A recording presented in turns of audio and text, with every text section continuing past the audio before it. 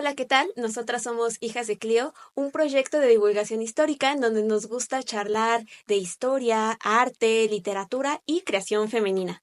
El día de hoy vamos a hablar con nuestra querida Ángela Barón, una historiadora que admiramos muchísimo, que teníamos muchísimas ganas de invitar desde hace varios meses o años. Muchas gracias. Bienvenida, Ángela. Gracias.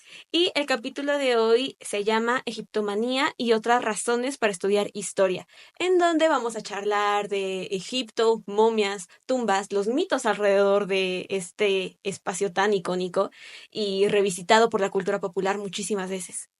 De nuevo, gracias por estar aquí, Ángela. Gracias a ustedes. Y yo soy Lisbeth Bolaños.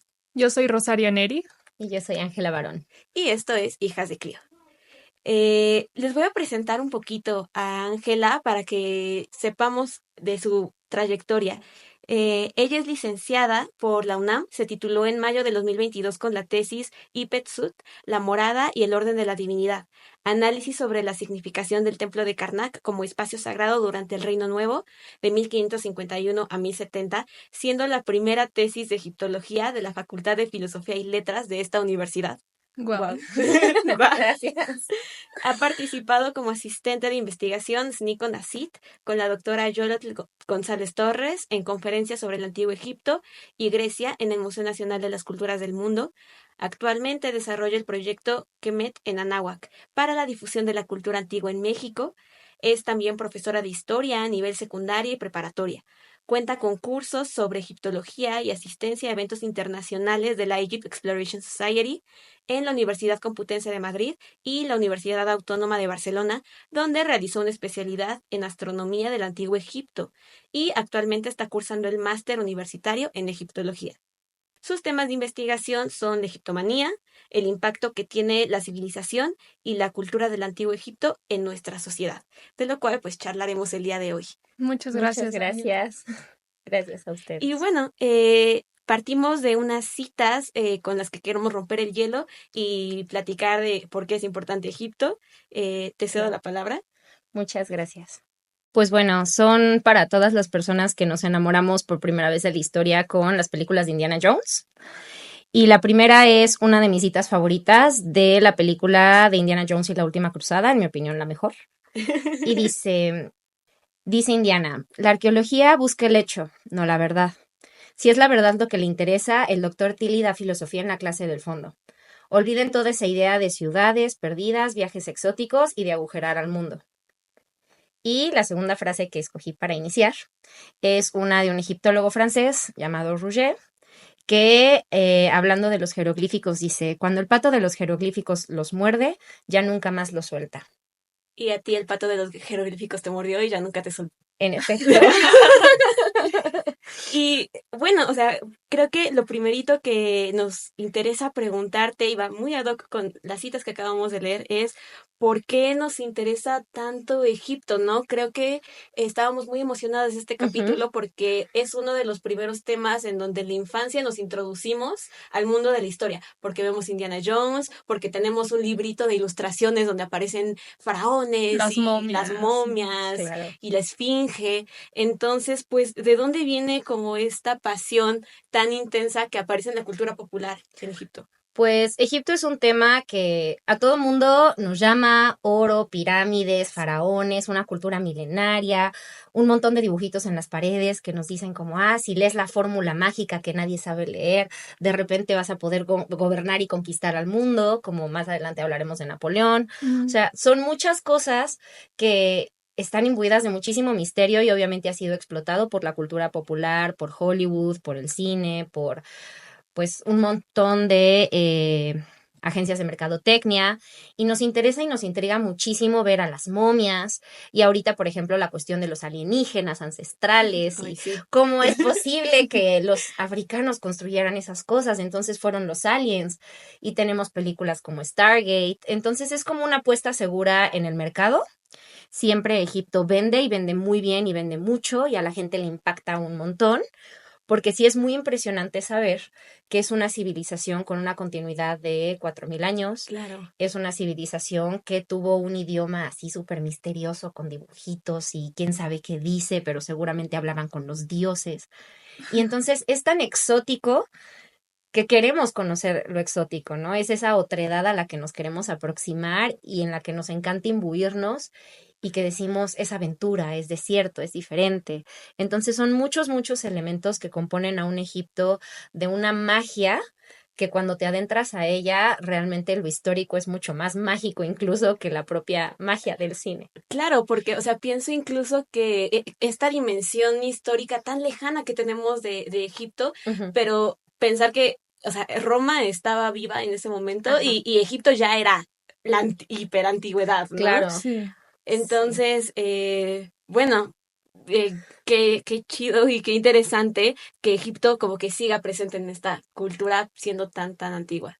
Claro. Mira, en mi vida como historiadora, yo nunca Ajá, imaginé llegar al siglo XIX o a hablar o estudiar el siglo ajá. XIX, pero una de las cosas con las que me encontré cuando estaba justo estudiándolo, siempre Claro. está como el viaje de Napoleón, ¿no? O Sí. cuando Napoleón va como a Oriente y justo descubre como todo este mundo y cómo Ujú. también se abre Oriente como este lugar de misterio, como este lugar al que no sé, al que hay que descifrar, al que Claro. también es un otro, pero es un otro que también nos ayuda a definirnos, ¿no?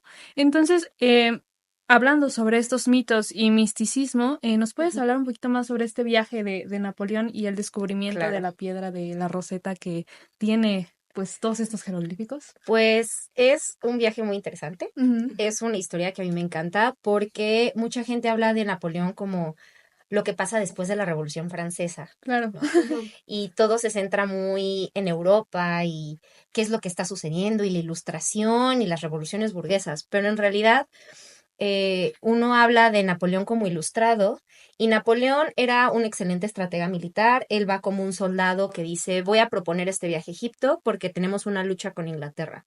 Tenemos que dominar el canal de Suez, tenemos que dominar toda esta zona Ujú, que conecta con el Mediterráneo y Asia y el norte de África. Entonces, es un punto clave que yo, si le gano a Inglaterra, muy probablemente pueda subir en la escalafón del poder.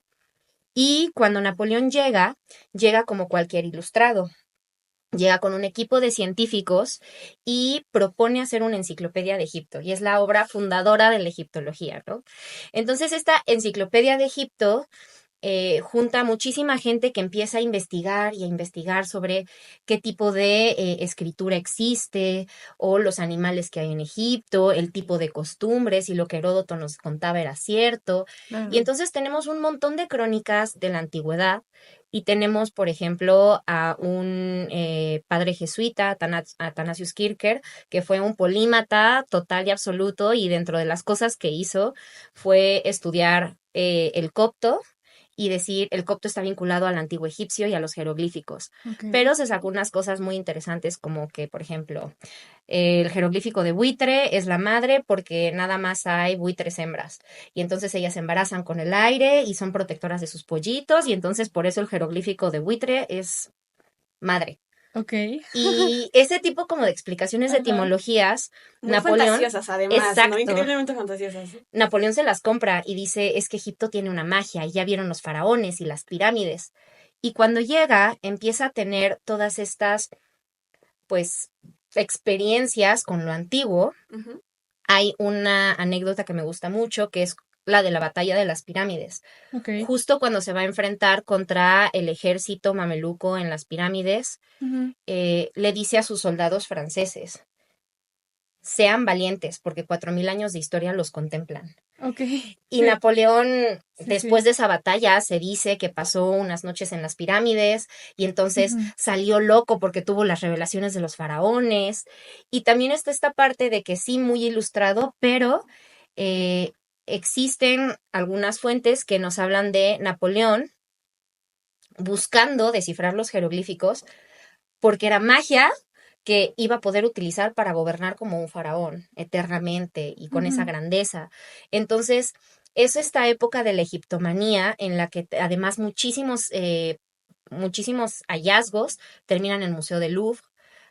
Muchos otros son decomisados por Inglaterra cuando Napoleón pierde el enclave de Egipto y regresa a Francia, y entonces los británicos se quedan con el control de Egipto como protectorado. Y en ese momento, pues la piedra de Rosetta es encontrada. Es como el Es descubrimiento, el ¿no? descubrimiento, que en realidad cuando lo ven los soldados dicen como, piedra. Y Ajá. alguien que va por ahí dice, no, espérate, esa piedra tiene 3 distintos tipos de escritura. ¿Qué tal que dicen lo mismo? Un mensaje secreto por ahí. Exacto. Y los 3 idiomas que tiene la piedra de Rosetta Ajá. son el jeroglífico, el griego y la última etapa de la lengua egipcia, que es el demótico. Ok. Entonces, los jeroglíficos van evolucionando desde que surgen por ahí del 3100 a.C. hasta la escritura demótica, que es como la cursiva de la cursiva de la cursiva de la cursiva del Ok. jeroglífico. Y cuando empiezan estos estudios, dicen, ¿qué tal que lo que dice en griego también lo dice en egipcio? Y el griego sí se podía leer. Ujú. Entonces empiezan a descifrar y empieza una carrera casi como en la Guerra Fría, armamentística, bueno, aquí por descifrar los jeroglíficos. Entonces tenemos en el lado británico también a un polímata científico que hizo muchas cosas con respecto a la luz de física. De eso pues tendrán que hablar con un físico porque la física y Porque yo no no nos somos llevamos. científicos. Aquí no estudiamos física. Ajá. Pero Thomas Young, este gran polímata, dijo los jeroglíficos, ¿no? Corresponden al griego. Y entonces vamos a hacer analogías y vamos a intentar descifrarlo. Y del lado francés estaba un joven que leía copto, que leía latín, griego, y su sueño era descifrar los jeroglíficos. Y se llamaba Jean-François Champollion. Y Champollion se obsesiona por los jeroglíficos y empieza a hacer las correspondencias. Y dices que no nada más son dibujitos, no es el pollito se comió a la serpiente porque la vio con el ojo, y es más bien un sistema fonético, Ujú. pero también ideográfico. O sea, había interpretación como narrativa de los Exactamente. jeroglíficos. Ok, Y eso le daba como este carácter mágico. claro. Pero en realidad, pues dices, un sistema fonético, tiene sintaxis, hay gramática ahí, es parecido al copto. Vamos a ver cómo lo puedo vincular. Y vinculando los nombres de Ptolomeo, Alejandro Magno y Cleopatra, del griego al egipcio, Ajá. Ok. empieza a encontrar las equivalencias fonéticas y empieza poco a poco a descifrar el lenguaje de los jeroglíficos egipcios. Y fue una cosa maravillosa porque el 14 de septiembre de 1822 corre con su hermano en la noche y le dice, lo tengo. Y cae Eureka. desmayado, es su gran momento, eureka, cae desmayado, está en coma unos días y cuando despierta dice, ya descifré los jeroglíficos, le escribe una carta a su mejor amigo, a Messier Dacier, y le dice, ¿no? Aquí está cómo podemos empezar a interpretarlos. Obviamente han habido muchísimos avances con respecto a ello, los Claro. verbos, y demás, pero ese es como el momento clave de la Ujú. egiptología. ¿De nuevo en qué año fue esto? En 1822. Bueno, pues el inicio, ¿no? Como Ajá. de todo Sí. este nuevo estudio. Y bueno, hablando sobre estas cosas míticas y Ajá. pues sí misteriosas, ¿cuáles son aquellos otros mitos como el de los jeroglíficos que son también maldiciones como de la momia?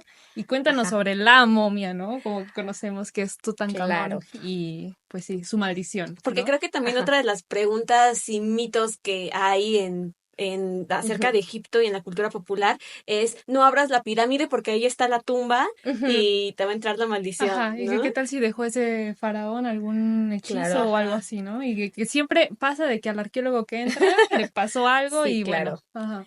Pues bueno, más allá como de la magia de Hollywood, Ujú. como pues el cine obviamente creado todo un personaje del arqueólogo, la momia y la maldición. Eh, la maldición de la momia en realidad no existía hasta 100 años después del descubrimiento de los jeroglíficos, justo 1922, con Howard Carter. Resulta que los egiptólogos habían estado buscando a inicios del siglo XX e incluso finales del siglo XIX. La arqueología pues obviamente no era lo que es ahora, era muy europea y los europeos van y veo y entonces la mitad del tesoro me la quedo yo, a ver qué se queda en Egipto. Entonces pues es esta cuestión de ir buscando tesoros Ujú. e ir buscando grandes descubrimientos. Y Howard Carter consigue a un patrocinador llamado Lord Carnarvon y empieza a buscar la tumba de un faraón que él encontró el nombre por ahí tirado en una vasija que nadie creía que realmente existiera, y entonces como no es un faraón importante, pues no lo tomó en cuenta. Y él empieza una búsqueda durante 5 años para encontrar la tumba de Tutankamón. Y Howard Carter le dice a Lord Carnarvon, necesito que me sigas financiando, y él le pone un ultimátum. Tienes una última expedición para poder encontrar a Tutankamón, si no, te cortamos los fondos. Carter estaba muy estresado y en el basurero del Valle de los Reyes, de una de las tumbas que estaba al lado, empieza a excavar y se da cuenta de que allá abajo hay una tumba intacta con un sello, está cerrada, nadie la había pisado en 3000 años. Okay. Entonces él, muy fascinado, le dice a Lord Carnarvon, vente para acá, por favor. Y el descubrimiento es el 4 de noviembre. Y cuando entra, está esta famosa frase que Carter pasa y Carnarvon le pregunta, ¿qué ves? Y él contesta, cosas maravillosas. Y bueno, esa historia es la que a mí me hizo decidir convertirme en egiptóloga, porque yo dije, yo también quiero ver cosas maravillosas el resto de mi vida. Claro que pues es muy diferente hoy en día a como era en la época de Carter, pero cuando Carter empieza a sacar el tesoro, evidentemente hace pues toda esta catalogación, pero los medios de comunicación empiezan a decir, oye, ¿qué pasó? ¿Qué encontraste? Y le venden la exclusiva al periódico London Times. Y el London Times era el único que tenía las imágenes de Tutankamón. Pero los demás periódicos también querían vender. ¿Y cómo vendo? Pues fabrico una maldición. Resulta que el primo del amigo del hermano del tío, del que estuvo en excavación, se murió por la maldición de la momia. Y entonces empiezan a morir personas que no estaban vinculadas directamente al descubrimiento y dicen que es la maldición de Tutankamón.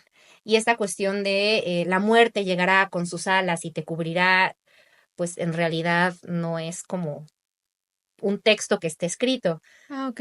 O sea, Fue yo una pensé que había estrategia de como... venta. Ajá, Exactamente, es una estrategia de marketing. jeroglífico que decía como de, como cualquier cosa de maldición. Ajá, más bien los egipcios cuando hablaban de maldiciones, Ajá. lo que hacían era pues solicitar que no se molestara al difunto, que tú le Ok. rindieras como este culto Ese de respeto, ¿no? leer su nombre, ¿no? Darle respeto, darle ofrendas.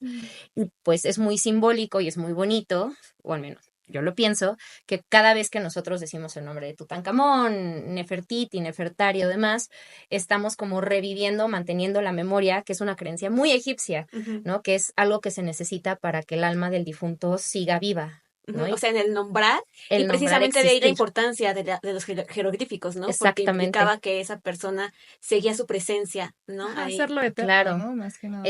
Pues sigue existiendo, Ujú. ¿no? Entonces, más bien va por ese lado, ¿no? Pero fue una gran estrategia de marketing. Y en los años 30 sale esta maravillosa película de Boris Karloff interpretando la momia.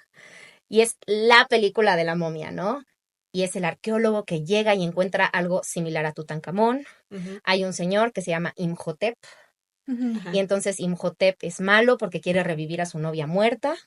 Y entonces la revive, pero está la reencarnación en una señora que es pareja, novia, hija, tía, prima o está relacionada con algún arqueólogo. Y entonces van y le intentan robar. Y esta mujer pues despierta la maldición y es la clave para o que la momia triunfe o que el arqueólogo consiga el éxito. Entonces es la misma historia una y otra vez. Las de los 90 pues son muy buenas. Sí, son buenísimas. Pero es la misma historia. Sí.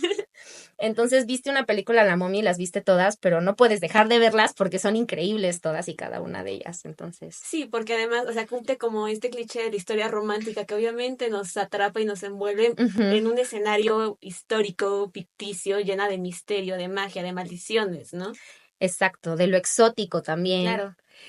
Y respecto también a esta cuestión del exotismo, y creo que cuando pensamos en Egipto pensamos en dos cosas, o tres: pirámides, Tutankamón Y lo siguiente, si no es que lo primero, Cleopatra. Sí, Claro. es lo primero. Cleopatra probablemente es lo primero que aparezca en la mente de muchos Claro que nos que están sí. escuchando. Y queremos abordar un poquito sobre pues su figura, ¿no? Porque Hollywood nos la presenta y representa de mil y un maneras. Ha Ujú, sido también muy polemizada cómo se claro. está representando a Cleopatra. Y pues sí, que nos platiques un poco sobre tu opinión y tus investigaciones al respecto. Pues Cleopatra es una figura muy, muy polémica, justo porque al ser una mujer líder en un mundo en el que se dice los hombres eran los que gobernaban, ya impacta de entrada, ¿no? Además se enfrenta al Imperio Romano, implica la caída de la República y el inicio del Imperio, entonces es un cambio histórico muy, muy importante. Sí. Es un personaje clave para que este cambio ocurra. Y cuando empezamos a ver los mitos, ¿no? Y cómo se le está politizando y qué tipo de movimientos representa, que está en Black Lives Matter, pero también es representación de un feminismo blanco y también es representación de muchísimas cosas, ¿no? Una inspiración de mujeres en la ciencia, mujeres en la política. Realmente ha sido como un tema muy, muy, muy, pues incluso ya cliché, ¿no? Ujú. Y en realidad, el personaje histórico a mí me parece muy, muy interesante porque era una mujer que venía de una familia complicada, era descendiente de los generales de Alejandro Magno. Entonces Alejandro Magno conquista Egipto y Ptolomeo I, su general, uno de sus generales, se queda con Egipto. Los descendientes de Ptolomeo va a ser, de hecho, una de las dinastías que más matrimonios entre hermanos va a tener. Ujú. Y Cleopatra va a vivir una familia en la que sus hermanos se matan entre ellos, sus primos, sus tíos, sus madres, sus padres se matan entre ellos para mantener el poder. Okay. Pero va a ser de las pocas de los Ptolomeos que va a preocuparse realmente por aprender el idioma del pueblo. Era políglota, a sus 18 o 19 años ya hablaba muchísimas lenguas. Yo quisiera ya hablar 4 o 5, y ya hablaba creo que 8. Entonces sí es una cosa impresionante.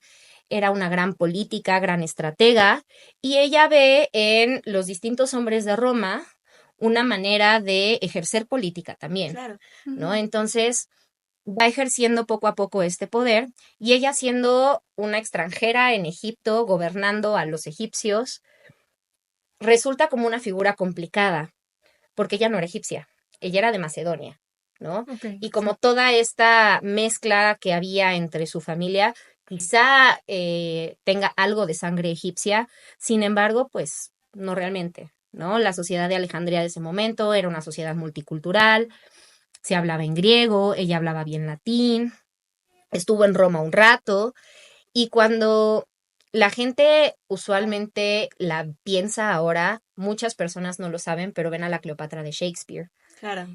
Entonces es un Shakespeare que pone a una Cleopatra como una femme fatal, una mujer que Súper va sexy. así seducir a los hombres para devorar sus almas y manipularlos. Bueno, diríamos ahora que los hombres no tienen voluntad también. Entonces, No es se un poco controlan. como cuestionar estos estereotipos. Y actualmente en Hollywood, pues obviamente va a seguir causando polémica por la cantidad de problemas que tienen, por ejemplo, las casas de producción o el tipo de statements que se intentan hacer, desde Jada Pinkett Smith hablando de una Cleopatra negra hasta los movimientos de Black Lives Matter, el movimiento Me Too. Entonces, siempre va a ser una figura politizada y polémica. Sin embargo, pienso que el personaje histórico y la figura que se ha creado alrededor de ella, pues son dos cosas que deberíamos separar. Claro. Está muy ¿No? interesante esto porque fíjate que hace unos días estaba Ajá, hablando con mi papá de la Cleopatra que representa Hollywood, ¿no? ajá. Porque, bueno, la que estábamos viendo, no sé la verdad cómo se llama, pero está una Cleopatra de ojos claros, esta chica que tiene, Elizabeth ajá, Taylor, ajá, Elizabeth Taylor, que claro. tiene estos ojos violeta, ¿no? Entonces Ujú. yo dije, ¿habrá tenido los ojos violeta? ¿Por qué la representan como una mujer tan guapa, pero guapa en el sentido de que como tú dices, como de que atrae a los Ajá, hombres, ¿no? claro. Como esta Seductora. seductora, exactamente. Ujú. Entonces, y como también está este otro lado de, bueno, hay que representarla como una mujer que representa a lo mejor otros grupos.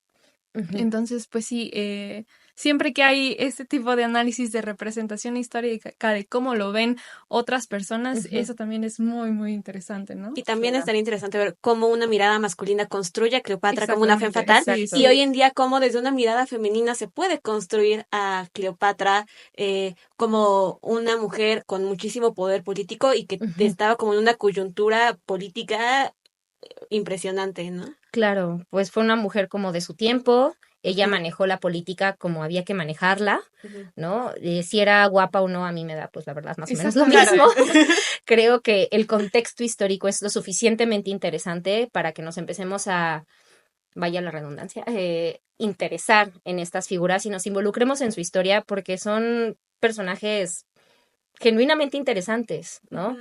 Hay mucho de Cleopatra que no sabemos, hay mucho también que hay que considerar del personaje histórico, mucho de lo que tenemos viene de fuentes romanas, los Ujú. romanos no la querían porque era una extranjera que sedujo a Julio César, tuvo al heredero de Julio César, porque Julio César, pues a pesar de muchas amantes, solo se le reconocen oficialmente 2 hijos, Julia, a quien casó con Pompeyo y que murió en un parto, Ujú. y Cesarión, el hijo que tuvo con Cleopatra. Entonces también era una disputa por la hegemonía, por el poder, por ver quién alcanzaba la herencia de Julio César en Roma, si Cesarión u Octavio. Ujú. Entonces es un momento histórico muy tenso, muy interesante, que vale mucho la pena explorar Ujú. el origen del Imperio Romano, el por qué surgen todas estas coyunturas, pero también ver a una Cleopatra haciendo política no solo con Roma, sino también con todos los aliados asiáticos, Ujú. también viendo a una Cleopatra que se preocupó por estudiar, ver a una Cleopatra que se preocupaba por hacer excelente diplomacia, por tener o trazar distintas estratagemas para atraer a los hombres indicados para mantener el control de su pueblo. Claro. Entonces es una figura extremadamente interesante y pues recomiendo que se acerquen mucho a la figura histórica. Y bueno, también teníamos otra pregunta sobre, bueno, ya Ajá, hablamos mucho de estos mitos que hay alrededor ajá. de las momias que ha construido Hollywood o la prensa en Ujú. este caso, pero ¿qué otros mitos por ahí como egiptóloga dices, no puede ser, por favor, hay que Y desmentirlos? que se siguen reproduciendo, sobre todo. Claro, Claro. creo que lo que más me molesta son los alienígenas. Ok. Hay mucho sobre los aliens, ¿no? Y Jaime Maussan no nos ha hecho muchos favores, pero en realidad la cuestión de los alienígenas, cuando uno la analiza desde ya una postura crítica, Ujú. es una visión extremadamente colonial, Claro. porque, es decir, estos grupos no pudieron o no tuvieron la capacidad de realizar este tipo de obras o este tipo de monumentos, cómo ellos nos van a dar un legado, ¿no? Y pues obviamente casi siempre todo lo llevó a la egiptomanía. Tenemos como gran ejemplo la película de Stargate, Ujú. esta película en la que un egiptólogo encuentra los jeroglíficos del Stargate, que es un portal a otra dimensión, y es los egipcios, ¿no? Y cómo el dios Ra ha esclavizado un montón de gente para construir pirámides, y por eso nosotros tenemos como las pirámides, ¿no? Migraron por medio de este portal. Entonces, es una visión muy colonialista que viene desde Europa, desde el siglo XIX, muy vinculada también al mito del Atlantis, Ujú. ¿no? De cómo esta gran civilización atlante construyó estos grandes monumentos y se extinguió y entonces llegaron los africanos a, pues, vivir o habitar esos monumentos. Cuando en realidad sabemos que, por ejemplo, las pirámides no fueron construidas por ovnis, sino que fueron construidas por personas. ¿Y con Sí, qué intención? hubo explotación, porque pues es la tumba de un faraón, Claro. ¿no? Y Ujú. ahí está enterrado el faraón. Pero la pirámide simboliza, por ejemplo, la montaña primordial a partir de la cual surge el mundo en el mito de creación egipcia. Ujú. Ujú. Entonces es muy interesante ver cómo ese montículo creacional tiene como esta intención de decir el faraón renace, ¿no? Nuevamente y se convierte en una de las estrellas circumpolares. Como el sol, ¿no? Que sale Ajá, otra es vez un de la ciclo. montaña. Sí. Y es bonito porque existen las evidencias, existen los tickets de pago de los trabajadores, cuánta cebada, cuánta cerveza, cuánto pan les pagaban. Existen las evidencias de las herramientas, existen más de 135 pirámides en Egipto, no nada más están las 3 de Giza. Entonces hay muchas cosas que son mucho más interesantes cuando las abarcas desde el lado histórico, Claro. porque dices, los seres humanos somos capaces de hacer eso. Y no es que ahorita queramos construir una pirámide, porque también es algo que me preguntan mucho, oye, pero ¿por qué querríamos aprender a construir una pirámide? Pues no, es que ahorita no nos sirve de nada, pero en esa época era fundamental, porque si el faraón no respetaba este ciclo de vida-muerte, el mundo colapsaba, ¿no? Dentro de la visión de los egipcios. Entonces es mantener como este orden, esta visión de mundo que a ellos les funcionó. Ujú. Tan les funcionó que vivieron, o fue una civilización que se desarrolló durante mucho, mucho tiempo, Ujú. ¿no? Pero pues es más interesante eso que atribuírselo a A unos señores ovnis. ovnis y demás, ¿no? Entonces, sí. Para que no sigan reproduciendo Por favor. esas ideas. Y bueno, ya para ir cerrando, nos Ajá. trajiste otra cita, Ujú. que bueno, te doy la palabra para que nos la leas y Muchas pues gracias. vayamos cerrando ya este episodio. Pues no podía irme sin dejarles una de mis citas favoritas de un texto egipcio, Ujú. que es las instrucciones de Tajotep.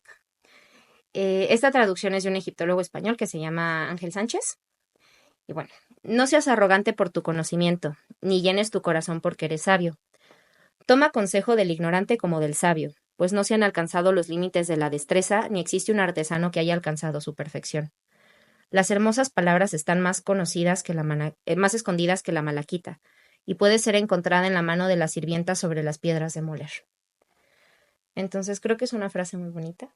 A mí me gusta mucho porque son instrucciones que este señor le está dando a su hijo como lecciones de vida y le está diciendo, siempre hay algo más que puedes aprender, siempre hay algo más que puede venir y lo puedes encontrar en cualquier lugar, ¿no? Y creo que es muy importante, muchas veces nos enfrascamos en que el conocimiento solo está o en la academia o en la escuela, cuando en realidad cualquier persona puede impartirte algo de sabiduría y puedes encontrar pasiones, amor por algo en cualquier lado, ¿no? Y como yo lo encontré en las películas de Indiana Jones, que puede ser muy ridículo, pero es la razón por la que estoy aquí, o como alguien viendo Big Man en la televisión, de repente dijo, quiero estudiar ciencia, ¿no? Ujú. Algo así, pues se puede encontrar en cualquier lado y creo que es muy, muy importante tenerlo presente. Y también de ahí la importancia de la divulgación, ¿no? Me Ujú. imagino, porque, o sea, me imagino que las películas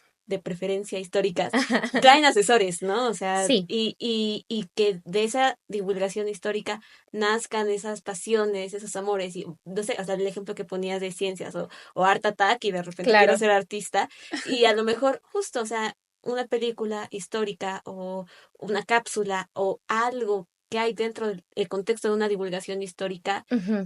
permite esa semillita, ¿no? Sembrar esa semillita de Claro, pasiones. Sí. Ay, pues qué sí. bonito. Como estábamos diciendo antes de iniciar, yo también con La Bella Durmiente empecé mi Sí, pasión por la claro. Edad Media.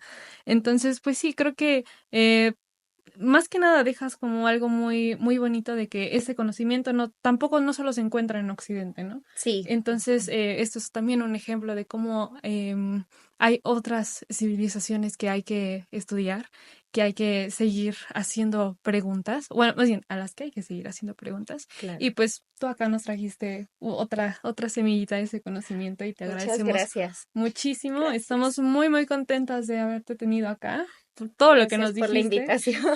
Y pues nada, no sé, Liz. ¿No? Agradecerte también, realmente. Y sin duda vamos a seguir aprendiendo un montón de Egipto. Estos minutitos no nos alcanzan porque seguramente podremos Hay un pasar montón. Son miles de años. horas. Claro. Sí, no. Y no solo de Egipto mismo, sino también cómo se reinterpreta a lo largo de la historia. Ujú. Pero bueno, muchísimas gracias de nuevo, Angélica. Y pues bueno, pues ya vamos a cerrar. Claro. Muchas, muchas Gracias, gracias a gracias. ustedes. Y pues nada, agradecemos también a Pablo y a Lalo y a Centro Ujú. ADM por brindarnos el espacio, a ellos por el apoyo detrás de cámaras y en la edición. Y pues nada, síganos en todas las redes sociales, como Las Hijas de Clio. Yo soy Rosario Neri Yo soy Lisbeth Bolaños. Y yo soy Ángela Barón. y esto fue Hijas de Clio. Nos vemos en la siguiente. Gracias.